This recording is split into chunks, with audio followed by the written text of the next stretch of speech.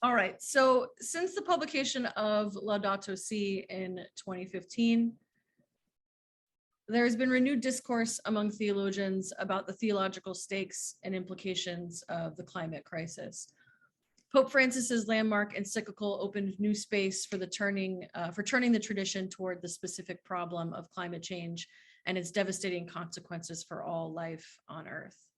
According to Christie et al., quote, the encyclical is theologically significant for Catholics in particular and Christians in general in its interpretation of the biblical text on human dominion over creation and the non-human world as requiring an ethic of humility, stewardship, and care in the context of a human embeddedness in and dependence on the natural world. These authors argue for secular theorists to mine the Catholic social tradition for helpful values directed towards sustainability.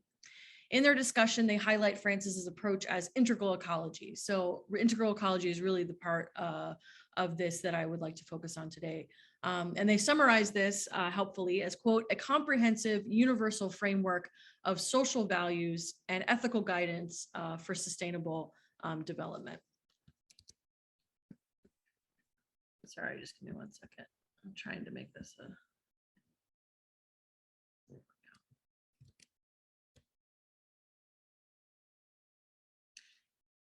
So sustainability, therefore, is the goal for theorists like Christie et al. And others, both inside and outside of religious traditions, when thinking about Francis's integral ecology. More often than not, proponents of Laudato Si's integral ecology promote an account of technology that places, however they define technology, almost exclusively on the axis of what they call the technocratic paradigm, or what Francis calls the technocratic paradigm, which is responsible for the domination of the Earth's resources. It may even be appropriate to say that Laudato Si and much of the commentary upon it, technology gets equated to the technocratic paradigm in practice, despite a few caveats that acknowledge what Francis calls the advances or the possibilities of technology. Sustainability discourse in general does wrestle with the role of technology, given that so many governments and institutions turn back to technology as the answer to the climate crisis. Even in everyday discussions of climate change, one often hears of technologies, solar panels, electric cars, floating robots, eliminating debris from the ocean. All of these technologies meant to save us, at least partially, from impending destruction. Francis mentions Patriarch Bartholomew's hesitation about this approach in Laudato Si. So he talks here about Bartholomew saying, quote, Bartholomew has drawn attention to the ethical and spiritual roots of environmental problems, which require that we look for solutions not only in technology, but in a change of humanity. Otherwise, we would be dealing merely with symptoms. Later, Francis's own words state it even more plainly, and I apologize, this is quite a long quote, but I think it's really important. He says, quote, ecological culture cannot be reduced to a series of urgent and partial responses to the immediate problems of pollution, environmental decay, and the depletion of natural resources. There needs to be a distinctive way of looking at things, a way of thinking, policies, an educational program, a lifestyle, and a spirituality which together generate resistance to the assault of the technocratic paradigm. Otherwise, even the best ecological initiatives can find themselves caught up in the same globalized logic. To seek only a technical remedy to each environmental problem which comes up is to separate what is in reality interconnected and to mask the true and deepest problems of the global system. So my intention here is to demonstrate how for Francis and integral ecologists, or people who kind of want to champion Laudato Si, both religious and secular, Christie et al. Being some of the secular theorists who want to do this, people who take up this framework, for them, technology often gets shunted into this sort of technocratic paradigm against which the logics of the common good, subsidiarity, and other theological categories wage their battle. Given the destruction wrought by modern technology, perhaps this account is right to do so. Who could argue with the climate data following the Industrial Revolution? Who could dismiss the devastating and dehumanizing effects of globalization driven by the engine of technological progress? But there persists within the theological tradition a need for nuance regarding this thing we call technology. Theologians would do well to consider the nature and substance of technology, pausing briefly on the language of technocratic paradigm to reflect on what it is we mean in material terms. Here, I would like to argue for an account of technology that assumes what integral ecology offers, namely an insistence on the interconnectedness of all creation. My intention is to develop an account of technology that furthers Francis's vision by sharpening its edge about the role of technology in the ongoing relationship between humanity and non-human creation. I want to develop, or at least begin to develop, a theology of technology here that is deeply and properly sacramental and incarnational. To do this, I will draw on the resources of media archaeology to remind us of the material realities of this category of technology. And here I said sort of begin to develop, and it's something I've been thinking about for a while. This is part of a presentation that I gave in Kyle's class actually this spring. And so I really do welcome your feedback about what you think about this idea of integral ecology and technology. So to that end, I take as my first assumption that Francis is right. All of creation is interconnected. In truth, the prior assumption here is the very notion of creation itself, which is a theological assertion about the purposefulness of created reality or of reality. According to Francis, quote, "The creating word expresses a free choice. The universe did not emerge as the result of arbitrary omnipotence, a show of force, or a desire for self-assertion. Creation is of the order of love. God's love is the fundamental moving force in all created things," end quote. Francis must insist on the fundamental goodness of created reality in order to argue for its preservation in theological terms. Sustainability in this framework is not about a shallow desire for the Earth's continuation on instrumentalist terms. That is, we don't care for creation just in order to use it more, which I think is actually somewhat of a trap that we can fall into sometimes when we talk about climate change. We talk about sort of, we want it to be around for our grandchildren to use and things like that, right? Instead, we care for creation because the dignity of all, human and non-human, is worth preserving because of their shared origin in God, and particularly for Francis in the love of God, right, which is the creative force. In his article, The Mysterious Silence of Mother Earth in Laudato Si, Willis Jenkins provides a critique of the encyclical that will help us develop a more integrated account of technology. Jenkins writes that one of the obstacles of the encyclical's vision is that many people, quote, "have been taught to imagine humans as possessed of a soul transcendently separate from the rest of creation." Jenkins goes on to say, quote, "Where did people get that idea? Perhaps from church teachings that their dignity lies in dominion," end quote. Readings of Genesis, after all, catechize the idea of our dominion over creation, enumerated quite clearly in Genesis 1 and recast as stewardship or cultivation in Genesis 2. Interestingly, and maybe we can talk about this a little bit, both dominion and cultivation are presented in Genesis as part of humanity and humanity's relationship to creation, regardless, or let us say before, the fall. Dominion in particular, however, becomes a helpful focus theologically because of the human propensity to interpret this call as domination. So it's a kind of middle ground between not caring at all and sort of over caring or dominating, right? The theological tradition of creation, insofar as it reifies human dominion, is both the key and obstacle to integral ecology. Francis ultimately argues that rather than a problem to be solved, the world is a joyful mystery to be contemplated with gladness and praise. As Jenkins explains, authentic humanity emerges from spiritual intimacy with other creatures rather than practical mastery over them. Jenkins describes Laudato Si's vision as a multi-species project, and indeed the account of the human and non-human creaturely relationship is central to Francis's vision. Ultimately, however, Francis provides a framework for an eco-theology that is addressed to the totality of created reality, including non-living material. It is on this materiality that our accounts of technology should focus, at least for a while, at least in part. For too long, I think, we have contemplated the ethical and spiritual dimensions of human activity and ignored the theological stakes of the non-human, non-living creation being acted upon, or at least what we perceive as being sort of purely acted upon. If we mean to move away from the logic of domination of created reality, let us attempt as much as possible to contemplate the realities of non-living matter that make the literal infrastructure of this thing we call technology.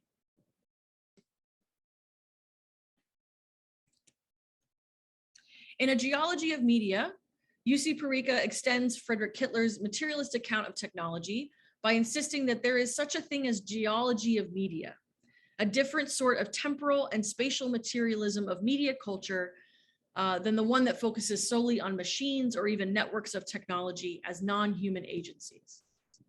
Parikka thus moves Kittler's attention to hardware, the material reality of circuits and motherboards, etc., even further to, and here's the quote for you, the ground beneath our feet, its history and constitution, the systematic study of the various levers, layers, strata, and interconnections that define the earth. I suggest that at least in theological circles, this turn to the earth literally is somewhat novel. Jenkins' critique of Laudato Si from earlier is that it is precisely in this document that we expect to hear the cry of the earth, and yet the earth itself is ultimately pretty silent in the document. Jenkins writes that the integral ecology of Laudato Si requires, quote, ecological virtues as habits through which persons learn friendship with God by realizing the goods of their kinship with the earth. He goes on to describe what he calls agricultural practices and traditional ecological knowledges, especially among indigenous peoples, that demonstrate an attuned listening to the voice of the earth. Let us focus here, however, on the notion of virtue, and of one virtue in particular, prudence. Required for all of the virtues in Aristotle and later Aquinas, prudence means the habit of seeing things rightly. Towards the effort of seeing things rightly, I submit the work of Parikka on the geological realities of media and technology as an important theological step toward the integral ecology proposed by Francis, which ultimately I would want to espouse as well. Though the turn toward the literal minerals beneath our feet may be new for theology, what is not new, of course, is the category of creation, namely that the earth is more than a holding place for our earthly bodies. Parikka offers, quote, geology becomes a way to investigate materiality of the technological media world. What does this mean in real terms? Parikka wants us to consider the elements, the minerals, the earthy stuff of our technology. So here I have just one example, right? So the MacBook on which I'm currently speaking to you and reading from, et cetera, is made up of these particular minerals and elements. This, of course, is from Apple's own website, and it is a kind of persuasive document, I would say, about how they are recycling. But I thought it was an interesting little visual for thinking about all of the minerals and elements that go into the physical technology that we use. Parikka and his colleagues in media archaeology have their own reasons for the geological term. He is quite clear that he means to extend these traditional notions of media materialism into a more environmental and ecological agenda. Christians can surely lend their support for such an agenda, but I'm less interested here in the practical, though worthwhile, political trajectory of this turn than in its contributions to renewed reflection on classical theological categories in our current media context. For theologians, the attention to the materials of our technology follows from the biblical insistence about the goodness of the created world. This insistence finds its highest expression for Christians in the person of Jesus, God made flesh, God made material. Creation and incarnation thus seem to form the conceptual boundaries for all discussions of technology, with ecclesiology and sacramentality occupying a secondary, though necessary, place. Christian theology must approach questions of technology with an awareness of the goodness of material reality, in general, as well as the goodness of physical reality represented to humanity in the physical and historical body of Jesus Christ. All of this goodness is grounded in the common origin of the Creator God, and this common origin is what forms the theological basis for Francis's integral ecology. It is also grounded in the teleological disposition of the Christian church, a pilgrim church eschatologically oriented toward the kingdom of God. So why does technology, however defined, seem to drop out of this account of creation in so many of our discussions of it?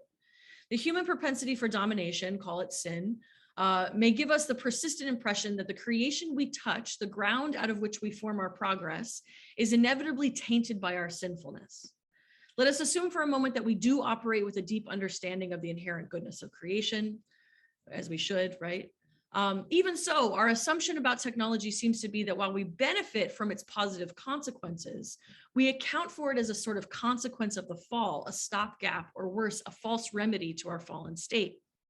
It is hard to argue against the idea that in the technocratic paradigm, technology does operate for the purpose of human domination, both as an expression of and executor of sin. Right? But it is curious that the material reality itself is considered somehow ontologically different because of human activity. At this point, it seems we have placed a great deal of power in the hands of sin to change the material reality of the earth. It is necessary to insist that material reality retain its goodness per se. What prevails instead, as far as I can see, is a kind of sequestering of grace into the untouched natural world, as if there exists on earth a truly unmediated material reality. Eschatologically, then, grace becomes unreachable on earth, or at least extremely difficult to reach. I must go into the woods, to the mountains, to the middle of the sea, to get away from sin and to encounter grace. And I see some connections here with what Chad was saying earlier. One need only think of Lenten or other spiritual practices that rely, perhaps unwittingly, on this binary. Of course, this is nothing new, as the Desert Fathers offered a similar challenge to early Christianity, seeing city life as the providence of sin and wilderness as the setting for grace. At the heart of this, therefore, is the binary imagination of nature and grace, of world and God, and I listed a whole bunch of other ones, right? Parikka's account of archaeology exposes another real imaginary, another binary, another geospatial assumption about the sky above and the ground below. He says, quote, "The underground is the place of hell, itself defined in Western mythology by its chemistry, the smell of sulfur and the killing poisons of carbon dioxide, which is why since Virgil's Aeneid and the underworld is marked by death by any animal approaching it," end quote. We mine the earth, the dark caves in which we exert our really the underpaid and slave labor of others. It is dirty work, but our broken world requires it. This is the narrative. We build our machines from the resources of the underworld. Of course, we imagine technology in negative terms. We have pulled it out of hell. More than in the wilderness, then, we find God in the presumed opposite, in the world above, in heaven up there. These binaries are hardly ever explicitly stated, but they persist in our catechesis and theology, especially in our negotiations with modern technology. So to close, media archaeology in its geological turn provides much food for thought in the humanities, especially for a discipline as radically insistent on the goodness of the physical world as theology. The questions I am left with in this particular moment of my reflection are this, and truly it's the same question 4 different ways. Given the theology of creation and the theology of incarnation that follows from it in Christian thought, what do we want to assert about technology ontologically, given that it is made of the stuff of the earth? Muddied by cultural particularities, historical accidents, and undeniably vile effects of human technique, do we mean to assert that this material reality becomes somehow divorced from the history of salvation, outside of the economy of grace, if you will? Does our manipulation, our limited creative activity, the ways in which we interact with the stuff of the earth, does this create a separate category for these things, for technology? In short, does techne change creation? Thank you.